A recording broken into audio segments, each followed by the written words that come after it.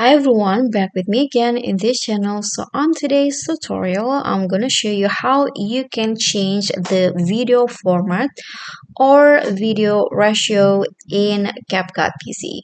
So here I've already on my CapCut PC and I've already add a video. As you can see, to change the video format, what you guys need to do is just go under the player preview. Here there will be a ratio in here, so just click on that and there will be lots of ratio preset that you can choose. For example, I want to change it into a square format, so just click on the 1:1 format here.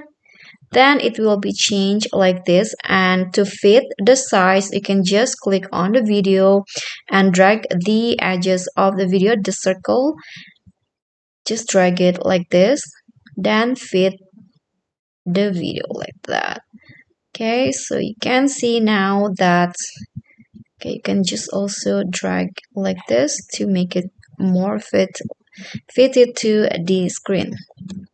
Okay guys, so that's all from me. Thank you so much for watching. Please don't forget to subscribe, like this video, comment, and also click on the thanks button below. Bye.